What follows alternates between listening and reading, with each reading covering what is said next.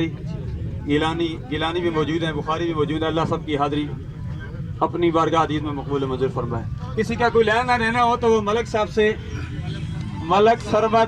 ملک ساحل صاحب سے وہ رابطہ قائم کر سکتا ہے، کیونکہ کل شریف انشاءاللہ کل جمعے کی المبارک کے بعد کل شریف کی محفل ہوگی.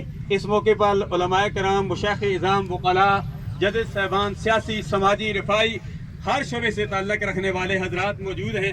مرحوم کے متعلق میں اتنا ہی کہوں گا، نصیر ملت بھی نصیر الدین دی نصیر علیہ رحمت کی زبانی، نور آنکھوں میں تو چہرے پہ اجالے ہوں گے، مصطفیٰ والوں کے انداز نرالے ہوں گے.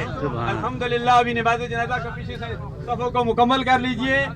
تو الحمدللہ مرحوم نے خوبصورت زندگی گزاری. میں اتنا ضرور کہوں گا کہ مرحوم میلاد مصطفیٰ اور مرحوم کے والد گرامی ملک حاکمین خان میلاد مصطفیٰ کے جلسوں میں، پروموں میں آگے ہوتے تھے.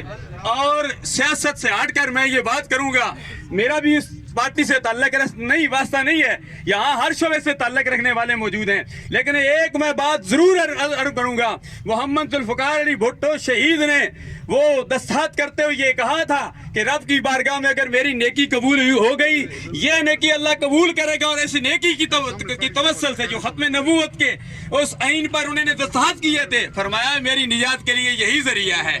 تو یہ بہت بڑا سرمایہ ہے سرکار عبد کرام صلی اللہ علیہ وسلم کی محبت. اللہ تبارک و تعالی ہم سب کی حاضریاں اپنی بارگاہ عزیز میں مقبول و منظور فرمائے. پہلی بھی نماز جنازہ کل یہاں فدا حسین شاہ صاحب کے لخت جگر علامہ عمران حسین بخاری صاحب کے برادر اکبر سید اقبال حسین شاہ صاحب کی نماز جنازہ یہاں ہوئی، واقعہ یہاں پیش ہوا. ہم ان کے لیے بھی اور سب کے لیے ملک شاہان حاکمین صاحب کے لیے